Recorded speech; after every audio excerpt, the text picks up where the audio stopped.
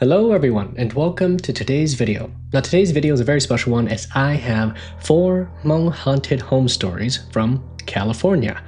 Like always, consider becoming a YouTube member by clicking that join button and remember to leave a like and subscribe so that way you can support me in this channel. And without further ado, enjoy the show. This happened to me and my family when I was still living in Fresno, California. I was in high school at the time, and it wasn't that long ago, but it was long enough where I can talk about it now without getting that same scared feeling. My parents had been renting for years, and anyone who lives in California knows how expensive everything is. My dad worked at a packing warehouse, and my mom did sewing and farming on the side. We weren't poor, but we weren't comfortable either. So, when my dad found a small 3-bedroom house for rent on the southeast side of Fresno, he took it fast. The rent was lower than the other houses we had looked at, and the landlord did not ask too many questions. The house was older, maybe built in the 70s or 80s. It had a front living room, a narrow hallway, 3 bedrooms, a kitchen, and a garage that had been turned into another room. That garage room was the strange part of the house. It had carpet, one small window, and a door that led to the backyard. My parents used it for storage because it always felt too warm in there. At first, everything was normal. We were happy to have more space. My younger brothers finally had their own room, and my parents liked the backyard because my mom could grow more herbs and pepper. The first weird thing that happened was about 2 weeks after we moved in. My mom woke up early to cook rice and found that the garage room light was on. She asked everyone who went in there, and nobody did. My dad said that maybe one of us forgot, or maybe my mom forgot and just left the lights on. Another weird thing about that house was that there was this weird smell. It wasn't constant, it would come and go. Sometimes I would walk past the hallway and smell something kind of old, like old perfume, very sweet and powdery, something like an older woman would wear. My mom smelled it too. She thought that maybe it was the carpet, so she did her best to clean it, but that never really got rid of the smell. My dad kept saying that it was probably the old walls or the air vent. He didn't want us to start scaring each other. However, one night my little brother came into my room and asked if I was knocking on the wall. I said no. He told me that someone kept tapping from the other side of his bedroom wall. His room shared a wall with the garage room. He said it wasn't loud, it was just tapping. I told him that it was probably just nothing and for him to go back to sleep, but the next night I heard it too. I was doing homework at the kitchen table when I heard 3 taps from the garage room door. It sounded like someone was on the other side using their knuckles. My dad was working late that night and my brothers were in their room. There was no one inside the garage room. My mom was also with me. She was cooking something on a stove and she heard it too. She walked over slowly and opened the door. The light was off, the room was dark, and all the boxes were still stacked against the wall. She shut the door and said that there was nothing, and that was all she said. After that, little things kept on happening. My mom would find her sewing scissors in the garage room even though she said that she always kept them in the kitchen drawer. Sometimes my dad's shoes would be in weird spots when he would go to put them on to go to work, and the TV would turn on in the living room at low volume. It wasn't loud enough to wake up everyone, and always happened at around midnight or after. The scariest thing, though, happened to me at first. I woke up at around 2 or 3 in the morning because I heard someone coughing. It was a woman's cough, kind of dry and weak. I thought it was my mom, so I decided to get up and check up on her. But when I stepped outside into the hallway, the coughing came from the garage room. I stood there for a few seconds, half asleep, still trying to understand what was going on. Then, I heard the sound of someone dragging something across the wall inside. It sounded like they were dragging their hand, slowly, like their palm was sliding over the paint. I wanted to wake up my parents, but I couldn't move right away. I just stood there in the hall with my goosebumps all over my arms. Then the garage room door opened by itself. Not all the way, just a few inches. I slowly pulled back into my room and quietly shut my door. The next morning, I told my mom.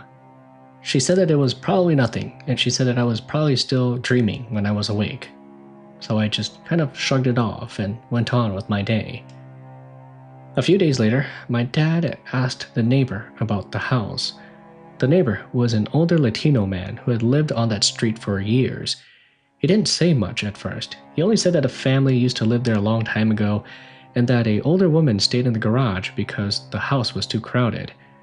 He said that she got sick and passed away, but not in a hospital, in that room.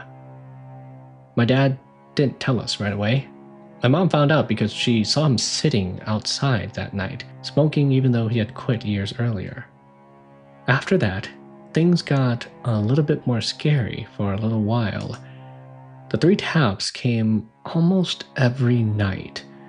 The garage room light turned on again even after my dad removed the bulb. My little brother started refusing to sleep in his room because he said he heard a woman whispering through that wall.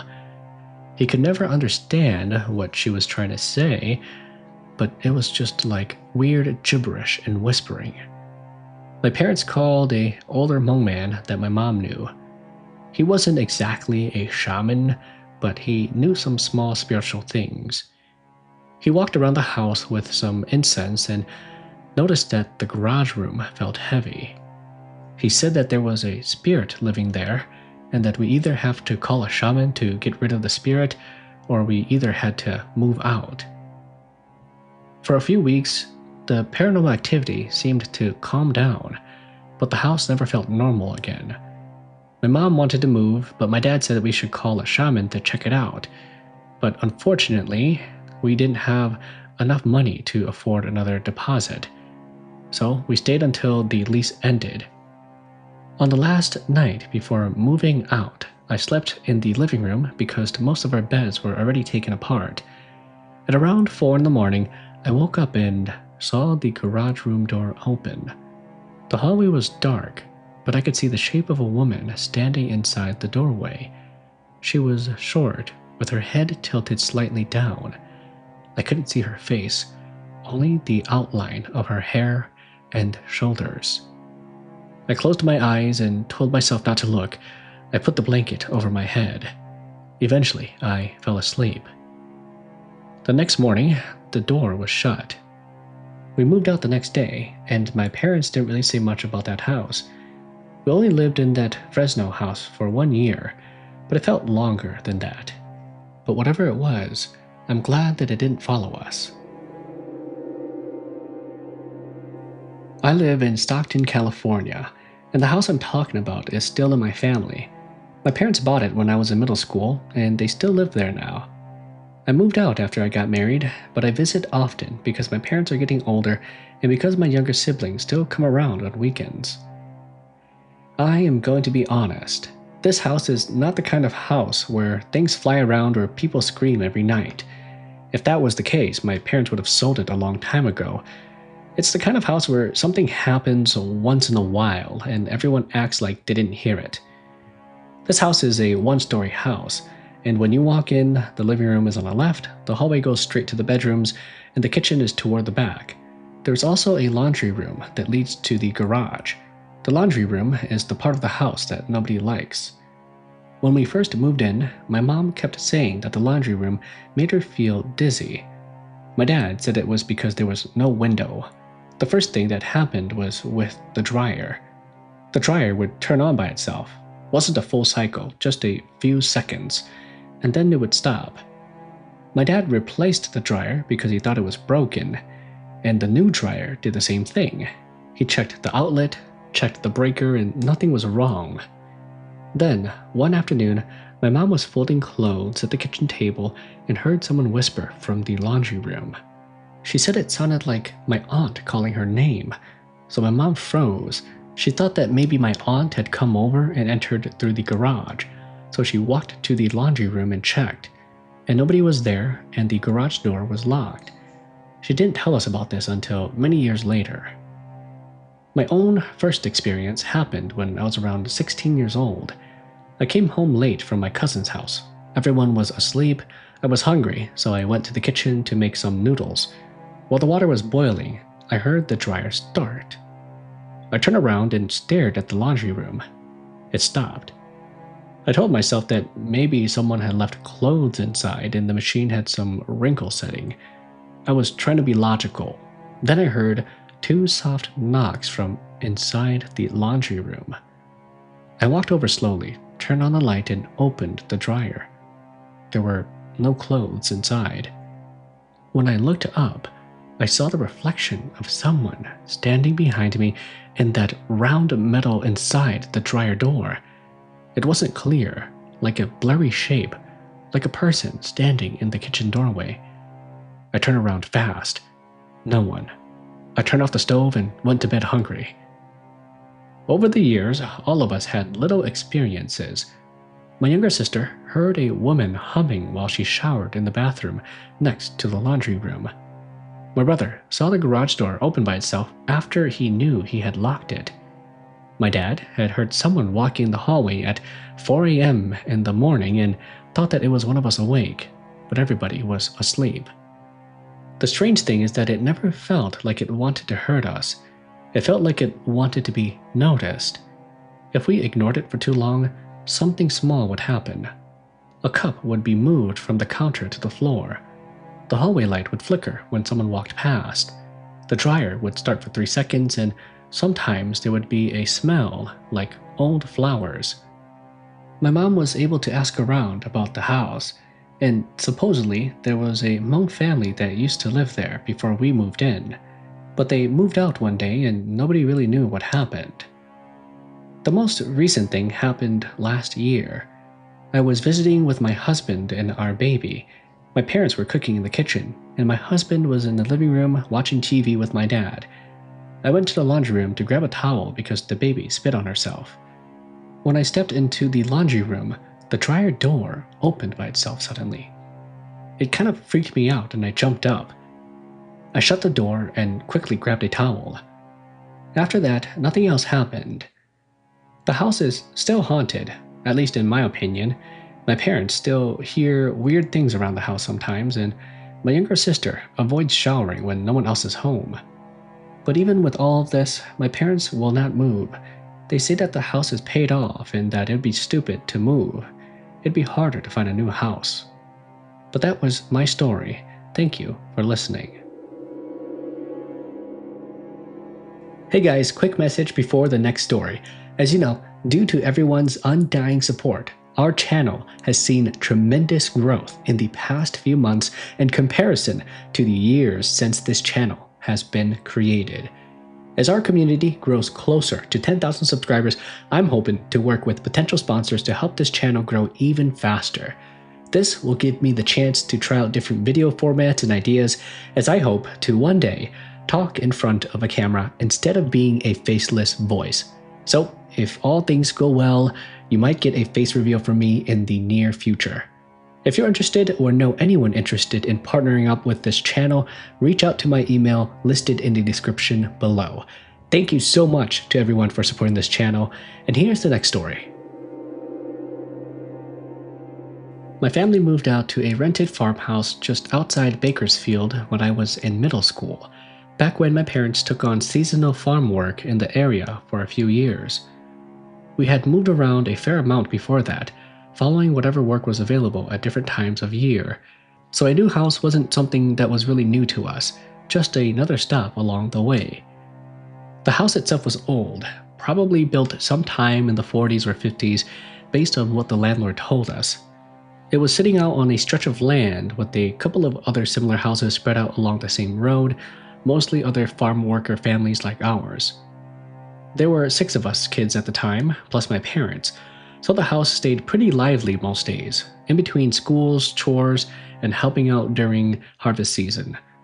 None of us had much time to sit around noticing anything unusual about the place. My older siblings and I shared the two back bedrooms while my parents took the front room, and the younger kids slept on a set of bunk beds set up in what used to be a small den off the kitchen. The first few months were just normal, just a little cramped. But next, I'm going to share some of the more scary things that happened to us. The first strange thing that we noticed was a scratching sound coming from inside the walls, usually at night. My dad said that it was just probably mice or rats, and it was common enough for old farmhouses like that out in that area. So he set up some traps and we didn't think much more of it. The scratching, though, kept on happening even after the traps came up empty for weeks straight. It started to bother him more than he really showed to the rest of us at that time. I remember lying awake some nights, listening to it move slowly along the wall behind my headboard, always stopping right around the same spot before going quiet again. Around the same time, we started noticing a faint smell of smoke every so often. It was strongest in the kitchen and the hallway leading to the back bedrooms, even though nobody in the house smoked and there was no fireplace or wood stove anywhere on the property. My mom said that it was probably a neighbor burning brush somewhere nearby, and this happened enough in that area during certain times of the year, and it seemed like a normal explanation. My two youngest siblings started telling us about a man that they'd see standing at the edge of the field behind the house sometimes, right around dusk, just standing there, not doing anything. And that guy would always be gone by the time any of the older ones went to go and look. They described him in the same way every time. He was tall, wearing dark clothes, standing far away, just standing at the tree line watching the house. We just told them that it was their imagination, especially since farm workers did sometimes pass through the fields to check on things, even though none of us ever actually saw anyone out there ourselves when we looked. A lamp in the front room started turning on by itself some nights too. The kind of old lamp with a pull chain that you'd think would be hard to trigger accidentally. My dad would check the bulb and change it a few times, but there was nothing ever wrong with it.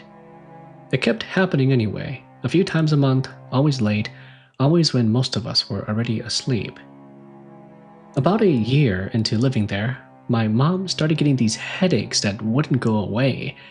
It was bad enough that she ended up seeing a doctor a couple of times without getting a clear diagnosis. Around the same time, my little sister started having nightmares almost every night, waking up crying about the man from the field standing at the end of her bed instead of out by the trees where she'd first described seeing him. My aunt, my mom's older sister, had converted to Christianity a few years earlier, and she had been gently encouraging our family to come to church with her for a while, mostly just out of her own faith rather than anything to do with the house.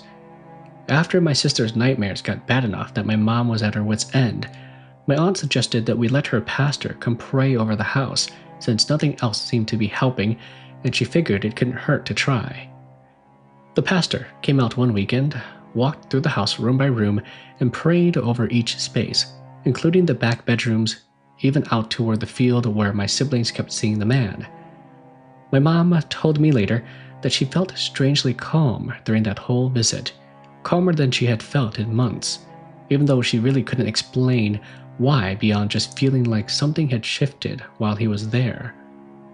My parents decided to start attending church with my aunt regularly after that, partly because of everything that had happened at that house, and partly because it gave all of us something steady to hold on to during a stretch of time that had honestly worn everyone down. The scratching in the walls stopped almost immediately within a few weeks after that visit from the pastor, and the lamp never turned on by itself again as far as any of us noticed. My sister's nightmares stopped too. Although they didn't disappear right away, they just faded gradually over some time. My parents asked our landlord once if he knew anything about the house's history, and he mentioned, somewhat a little nervous, that there had been a fire in an older structure on that same property decades before our farmhouse was even built. Even though he didn't have much more detail than that to offer, he just said that his own father had told him about it once he took over managing the property. We stayed in that farmhouse for another 2 years after that before my parents' work took us elsewhere, and our family has been going to church ever since, long after we left that property behind. I don't know for certain if the prayer and if the pastor was what actually changed things or if that was just with time passing, but our family has always talked about that stretch in our lives as the reason we found our way to church in the first place. This happened to me in a house my family rented when I was around 19 years old. It was in a normal neighborhood. Nothing about it looked haunted. The house was a normal house and it had a small front yard, a chain link fence, and a blue porch light that the landlord said he never turned off because it helped keep the area bright. At that time, it was me, my parents, my older brother, and my little sister. My brother and I were both working and going to school, so everyone had different schedules. My dad left early in the morning for work, and my mom also worked as well and also came home to cook and clean and help watch my sister. We were busy enough that little things were easy to ignore. The first thing that we noticed was the porch light. Every night, the blue light would be on. The landlord told us that it was connected to a timer, so we didn't have to touch it. But sometimes when I came home late, at around 11 or midnight, the light would be off. The rest of the streetlights were on though, and the neighbors' lights were on, but our porch would be dark. Then, when I stepped out of my car and got up halfway up the walkway, the blue light would click back on. The first few times I thought it was motion sensor. My brother checked and said that it was not. It was just a regular porch light on a timer. I didn't think much of it, and just said that maybe it was old. One day, my mom started saying that she heard someone sweeping outside early in the morning. She said it happened at around 5 a.m. before my dad left for work. She would be in the kitchen getting breakfast ready, and she would hear the sound of a broom brushing across the porch. She thought it was the neighbor at first, but one morning she opened the front curtain and saw our porch clean like someone had just swept it. There were lines in the dust, going side to side. My mom asked my dad if he slept before work, and he laughed and said no. My brother and I said no, and my little sister was way too young and always asleep at the time. My mom started locking the door chain at night. She also put a chair behind the front door, even though my dad said that it was a little too much, but my mom is a pretty paranoid person. The house has 3 bedrooms. My parents slept in the room at the back, my sister had the small room next to theirs, and my brother and I shared the front bedroom facing the street. That front bedroom was always a little colder than the rest of the house. During summer in Merced, that shouldn't happen. It gets hot, but in that room, especially near the closet, the air felt pretty cold. My brother slept closest to the closet. One night, he woke me up and told me to listen. I was annoyed because I had work early, but then I heard it too. Someone was whispering from inside the closet. It wasn't clear words, but it sounded like 2 people talking very quietly behind the door. My brother reached over and turned on the lamp, and the whispering stopped right away. We opened the closet. Nothing was inside, except our clothes, shoes, and a plastic bin. My brother said that maybe the sound came from outside, and I wanted to believe that, but the window was on the other side of the room. The whispering came from the closet. The 2 of us both knew that. After that night, my brother started sleeping with the closet light on. He was 22, so seeing him do that kind of made me laugh a little, but a little bit more nervous as well. Things happened slowly. It didn't happen every day, but maybe once a week, or once a month, or even less. One thing that happened once in a while was that the kitchen cabinet under the sink would be open in the morning. My younger sister, who was in elementary school at this time, said that she saw a woman walking from the hallway into the bathroom, but when she followed her, nobody was there. Years later, my dad would tell us that he one time heard someone calling his name from the front door while he was in the backyard. When he checked, the porch was empty and the blue light was off. The strange part about that house was that it didn't feel like it was evil. It just felt like there were other spirits living in there with us. The next part I want to share happened during a family gathering. My mom had invited some of her relatives over for dinner because one of my cousins was visiting us from Sacramento. There were a lot of shoes by the front door, kids running around, people talking loudly, aunties helping in the kitchen, and the uncles drinking beer. Everything was pretty normal at first, and then my little sister came out of the hallway crying. My mom asked what happened. My sister said that there was an old lady in our bedroom telling her to not touch the blue light. Everyone got quiet. My dad asked her what she meant. My sister said that she went to my parents' room to get her sweater and she saw an old lady sitting at the edge of the bed. This lady had gray hair and she was wearing a sweater buttoned all the way up. She told my sister to not touch the blue light. That night, after everyone left, my dad unscrewed the blue bulb from the porch. He said he was tired of the light and tired of everyone being scared. I remember watching him do it too. He unscrewed the bulb, brought it inside, and put it on top of the fridge. Then he locked the door.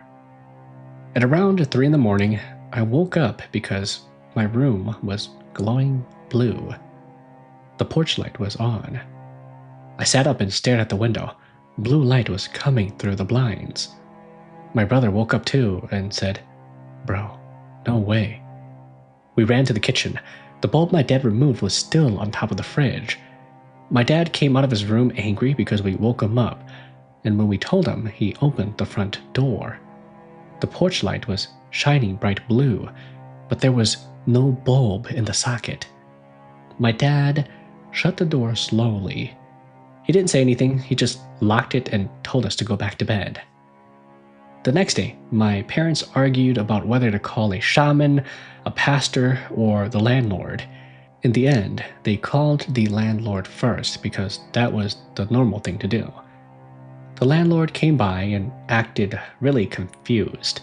He checked the fixture and said that there was no way it could turn on without a bulb, and my dad asked if anyone had died in the house, like very bluntly.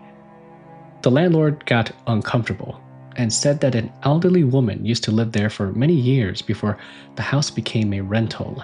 He said that she was attached to the place and always kept the porch light on at night. He didn't tell us that she died there, only said that she was attached to the place. And that answer didn't help. My dad got really angry and started arguing with the landlord, telling him that he should have told us at least that something like this was going on. They argued back and forth, and my dad decided that we were going to move out. When we moved out, my dad told us to not take anything that belonged to the house. I still don't know what was in that house, and maybe it was just the spirit of that old woman, but after we moved out, we didn't have any more weird occurrences. Guys, California is such a good place in my heart. Recently, my wife and her family, my in-laws and brother-in-laws and the family, we all went to California to go and visit my wife's grandmother on her mom's side. Her mom's mom, basically. And man, that was the time of my life. They lived out in Oroville, and they lived in the countryside a little bit. They had chickens and goose and all that stuff, and their neighbors were kind of far apart, and their neighbors were chill. So we would just party there all night. We would be like grilling meat, and like one of my uncles, he like has a food truck that he makes like Asian cuisine and Asian fusion. It's called Thunderstruck. So if you guys are in that Oroville area, check out Thunderstruck food truck. That place is amazing. He's got this amazing, delicious pizza. Maybe because it was free to me, that's why it tasted really well. But man, that was the time of my life. We were karaokeing every single day, all the way to the end of the night, eating grilling meat for the whole week. Dude, that was like the time. And even now, my heart is still in California. I didn't experience anything weird. I mean, we rented out a fairly nice Airbnb that wasn't too far away from my wife's grandmother's house. And it was like big. It had like 4 bedrooms or 5 bedrooms, I think. And it had this big stairway. It was nice.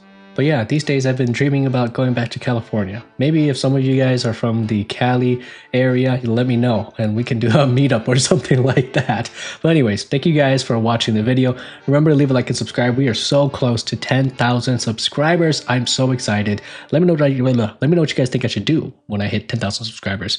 And without further ado, I will see you all in the next one.